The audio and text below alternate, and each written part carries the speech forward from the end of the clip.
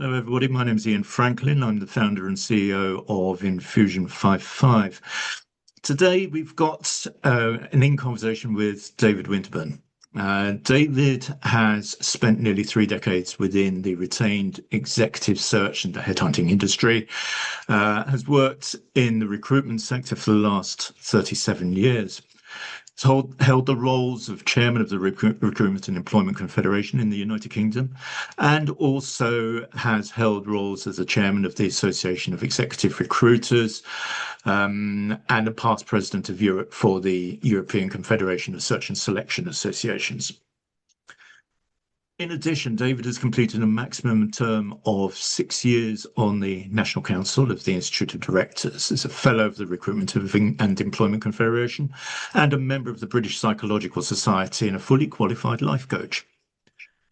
During his career, he's won many awards and accolades, including the prestigious Eileen Simpson Outstanding Contribution to the UK Recruitment Industry Award, and also one of only 25 people ever in 20 years to be bestowed the honorary fellowship of the Institute of Recruitment Professionals.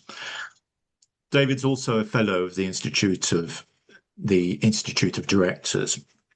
His specialist knowledge includes such things as C-suite executive search, and he's got a wide perspective on the whole of the recruitment industry, and interviewing and selection, life coaching, business mentoring, and entrepreneurship. Welcome, David. I'd like to now pass over to Leslie and enjoy the conversation. Thank you, Ian. Thank you, Ian. Hello, David. Hi, Leslie. Hi there. So listening to Ian's introduction there, and the word recruitment was popping up here, there, and everywhere. But also headhunting is your specialism. And I think people are fairly familiar with what recruitment is, but perhaps not quite so familiar with headhunting. So how do you describe the difference between the two? And what is the obvious difference between headhunting and recruitment? Good question. It's an interesting one because I'm termed as a career recruiter. So I actually spent 10 years in general recruitment, working for recruitment agencies before I moved into executive search, which is also known as headhunting. And the one thing that I realized very quickly was the actual process that was involved in headhunting. So as an example, we are client-led. So we will work on behalf of a client that is looking to recruit a certain position. Usually it's C-suite, and that's chief exec, or it could be a CTO or something such as that. But the main difference is that we actually go after individuals, sometimes on a worldwide basis, that are not actively looking to move positions. So it's the power of persuasion, it's a defined process in terms of the research that goes into it, and it's presenting opportunities to people that are highly successful in their chosen field at this moment in time, as opposed to agencies that tend to have databases with people who are actively looking for new roles. So how would you answer somebody who would perhaps say, aren't you poaching people when you do that? Sorry, repeat that, please, Leslie. Yes, sure. How would you answer someone who would ask you, aren't you poaching somebody when you're doing that? There's a wonderful phrase I use, which is, I've never headhunted anybody who did not want it to be headhunted. And the reality is, it starts usually with the research, and the researchers that we use on a global basis obviously make the initial approach to somebody, usually at their workplace. And it's a very, very simple question. And the question is, we have an opportunity, would you be interested in finding out more? And it's literally as simple as that. And then from there, it's within the power of that individual to decide if they want to move it forward. And what we've done in many instances is actually approach people and advise them that they shouldn't be interested in this role, and it's not right for them, and they should stay where they are, because we build a reputation on how long somebody stays and how successful they are within their role. So there's a real duty of care there, Leslie. So it's not just about earning the money for what you do, it's actually satisfying every aspect of it. ticking every box, if you like. Absolutely, especially the cultural fit as well, because just because somebody is a successful sales director within the building materials industry for one company doesn't mean that moving to a competitor is going to be the right kind of move for them. So it is about the career progression, and we're very careful to actually work with clients that we like and respect, because if we feel they're just looking to poach somebody's clients, then we'll run a mile as quickly as possible. And earlier on, Ian mentioned psychological research, psychological studies. So how do you bring the psychological side of it into what you do? So how does that work around the kind of headhunting you do? So I was really fortunate. I'm 56, but when I was 29, when I moved into executive search, I worked with a company that had an occupational psychology group as part of their business, and they put me through the British Psychological Society exams, which obviously people will be familiar with in terms of psychometric tests and ability testing. So I went through quite a onerous process that usually HR directors sometimes pay 10,000, 15,000 pounds to go through, so that we could actually utilize psychometrics as part of that process. We don't do that with all clients because some clients don't believe in them, don't use them, have their own tools, but it allowed us to find people and give us a different perspective on their skill sets. And it also was another way of validating that they were suitable for the actual role we were dealing with. So, I mean, I love the thought of that, and using the psychology around it and making sure that you are actually measuring the person up. It's almost like measuring for a suit, isn't it? It has to completely fit perfectly, doesn't it? That's the whole part of it. It is, and over the years, I've seen so many tools out there that have entered the market, and some have disappeared very quickly. And there's a phrase from the wonderful circus performer P.T. Barnum, which is that there's a sucker born every minute. And sometimes some of the tools that some companies use wonderful glib statements such as, Leslie, you enjoy the good things in life. Well, let's face it, we all do. So I think it's using a tool that's valid and something that's rated so that it can dig below the surface. And it's amazing some of the tools that I've used that can actually give indications towards things such as, how much absence somebody's going to have from work. Yeah, that's very important. So within the headhunting, if you have to use the term headhunting, yes, absolutely. Within headhunting, what would you say are the biggest challenges that you face when you're working on behalf of a client, when you're getting out there trying to find the right person, the right fit for what they want? It begins with the briefing. And when we take on a new retained search, we normally spend a couple of hours with the board members just to understand their personalities, what they're trying to achieve with the role. We then move to putting together an assignment brief, and that assignment brief can be a 20-page document that we actually share with a prospective headhunted candidate. And ultimately, once the researchers have done their part, that's when I literally jump on my bicycle and go to strange places all over the world, all over the UK, to interview somebody on a face-to-face basis. And even though Zooms are wonderful, I do think you get a lot from seeing somebody on a face-to-face basis. And it's really assessing that cultural fit. Clearly, I need to make sure that they can do the job. But every time we present a shortlist, we always say to the client, the hard work is done. Everybody on the shortlist can do this job. That's not the question. The question is cultural fit. Are they a KPMG kind of person? Are they, somebody that will fit into your culture? Because that's all important. And we actually do de-shortlist people, as in not put them forward, because there's going to be a clash. There's going to be a cultural clash in terms of their values and the company's values.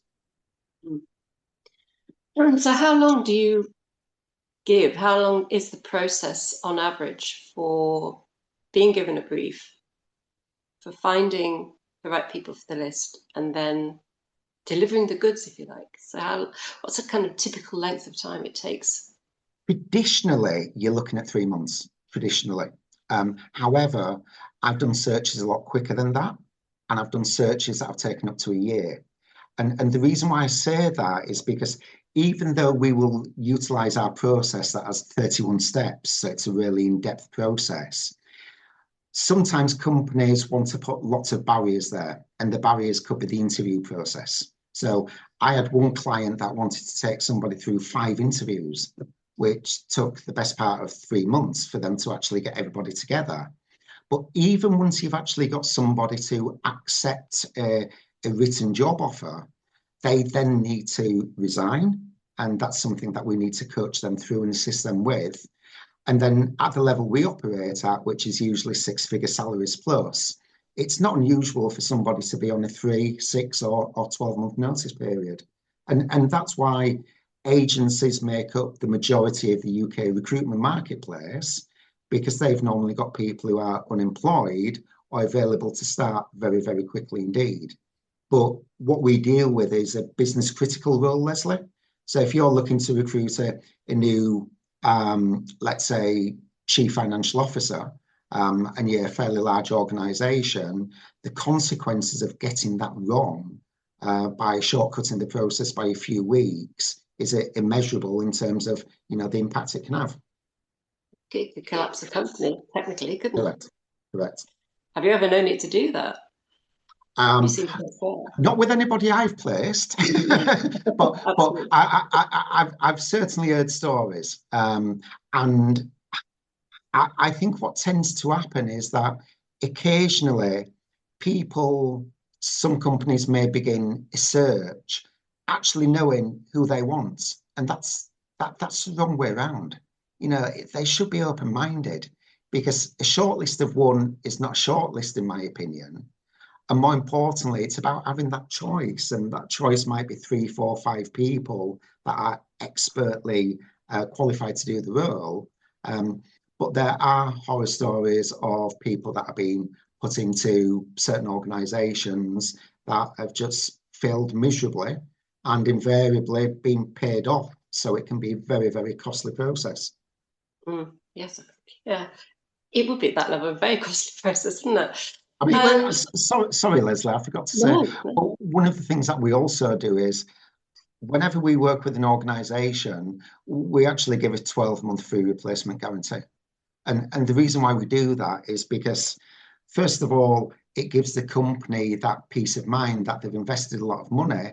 And if for whatever reason it goes wrong, we'll do it all again free of charge if that person leaves within the first 12 months. And touch wood, I can only say that's only happened to me once in the last 28 years in search. That's not a bad average. Yeah. And I know we had a brief chat last week, and one of the things that came up in our conversation was this idea of ageism. And as it happens, at the end of last week, Ian also shared an article with me about ageism in recruitment and in the workplace, and how if you're getting over 45 these days, it's looking ever sketchier for you trying to find a suitable position. But last week you talked about the reverse side of ageism. So when it comes to the headhunting that you do you actually come up against that as well in the things and the specifications they give you, that there's a certain age parameter they give you, and that side of that, they try to avoid it? Do they exercise the same thing?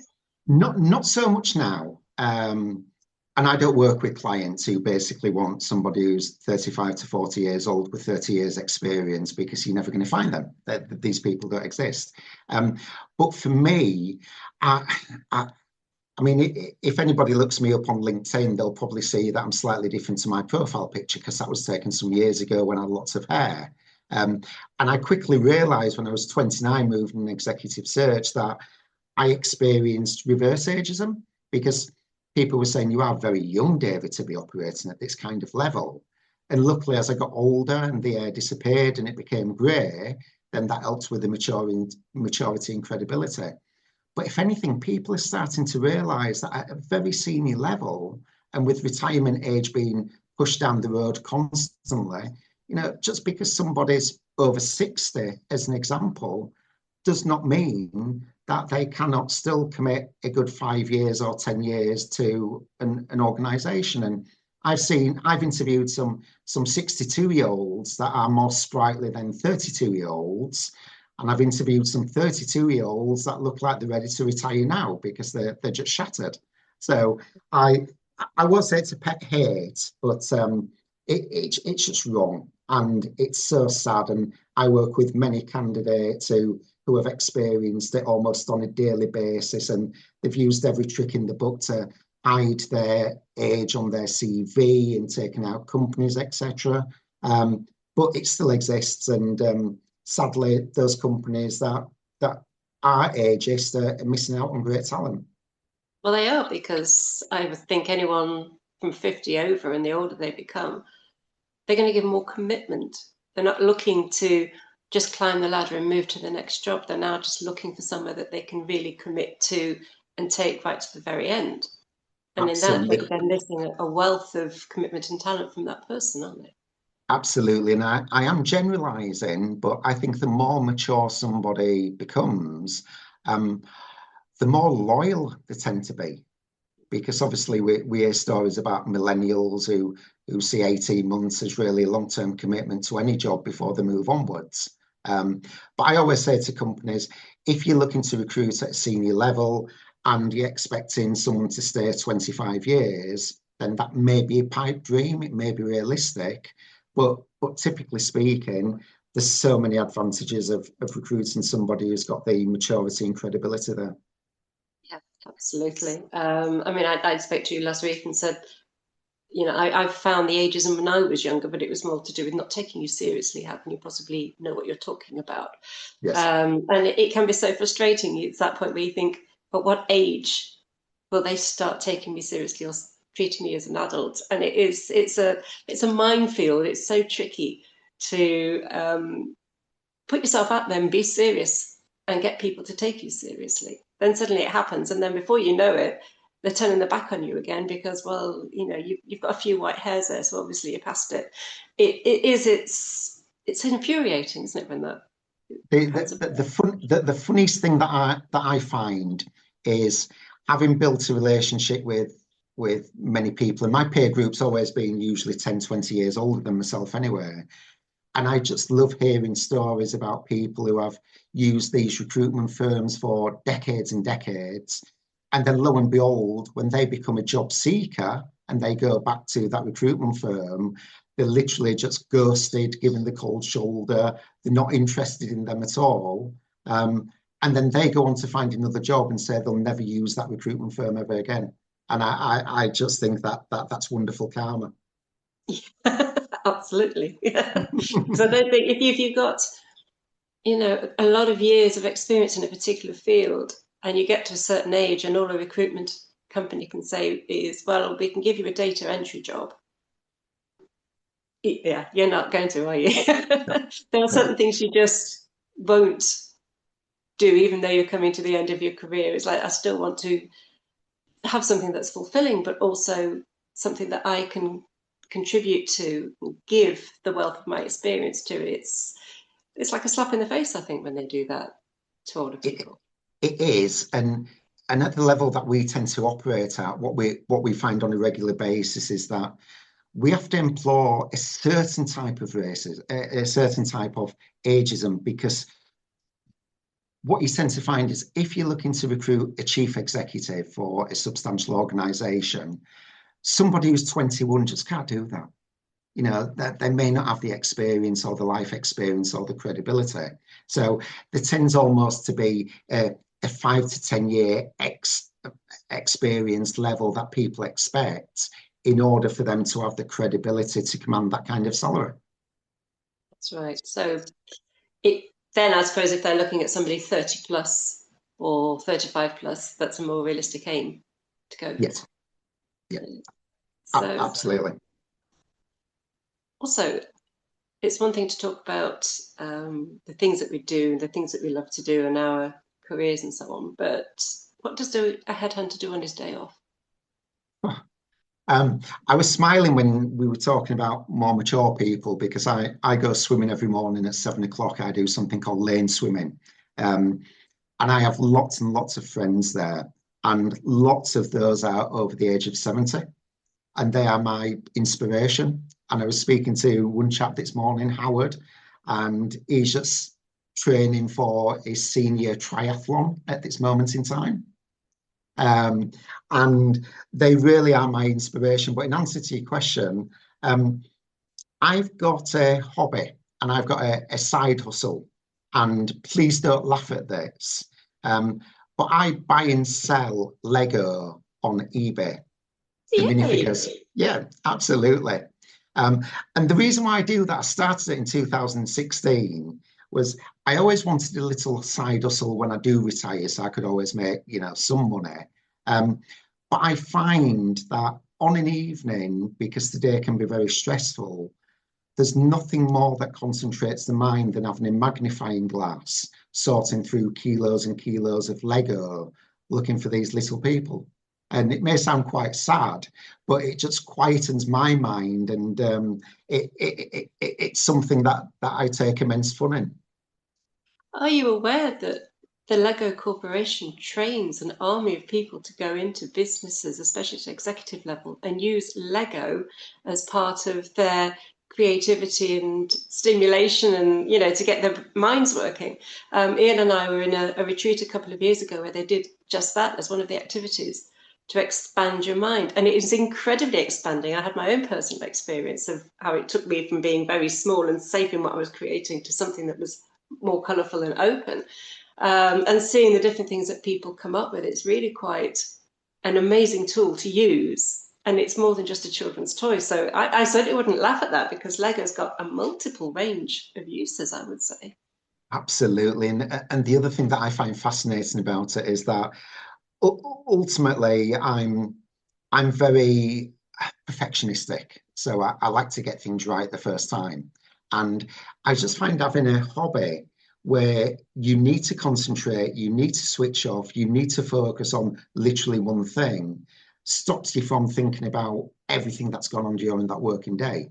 And what you said about the Lego Corporation, I've heard of that. And that's definitely an upgrade on when they used to give you a few straws and paper plates for team exercise to see who could build the tallest tower.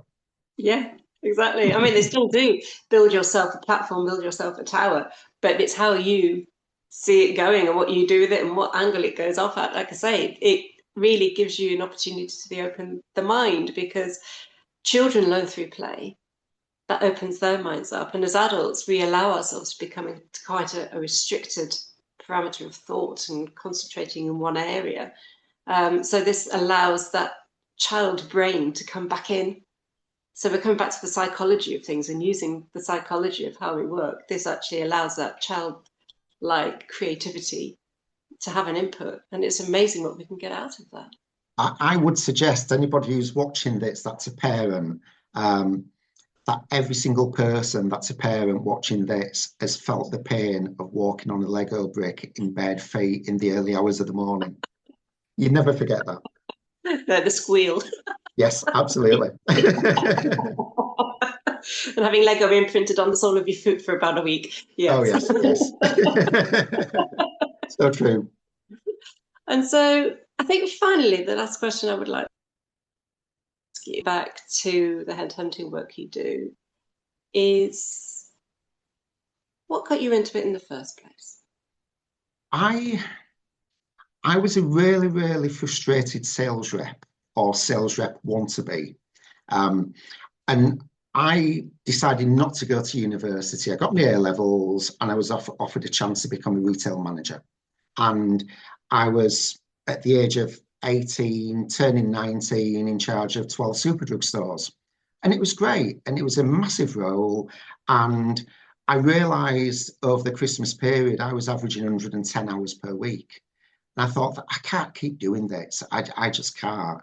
So I wanted to be a sales rep. And I wanted to be a sales rep for one reason, and that was to get a company car.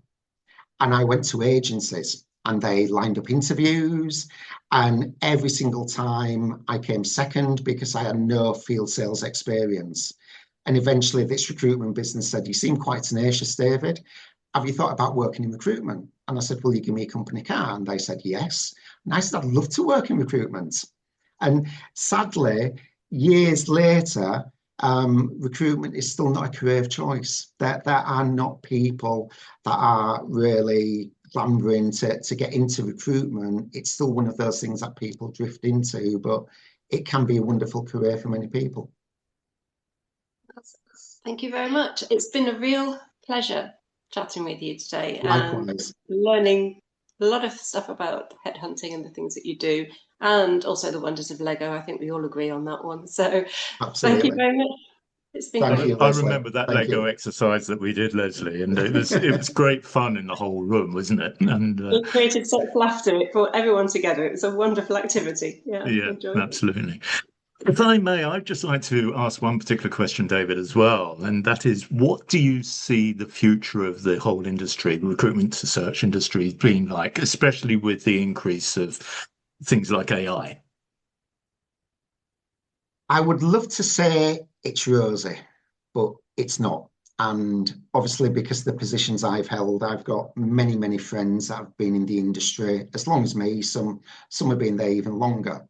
And even though artificial intelligence will never replace certain aspects of recruitment, I am finding that one of the bigger threats was actually many, many years ago when companies started to realise that they were spending a lot of money with recruitment companies and individuals within those recruitment companies, and they brought them in-house. So now you actually have in-house talent teams and talent acquisition people that almost are the gatekeepers that are cutting out the recruitment businesses in general.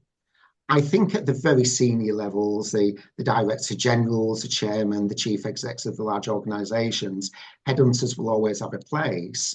But because of the frugal approach that all companies have got to take in this climate and in recent years as well, they're trying to find ways of doing it cheaper. And cheaper is not always better, but it does mean that the industry has gone through a tough period.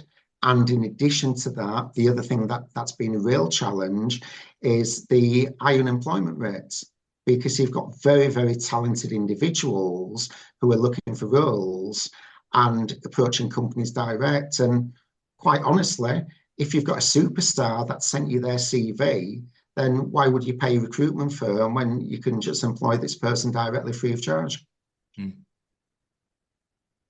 So sadly, not as rosy as I would like. And that's why hopefully I've not got another 20 or 30 years left in the industry.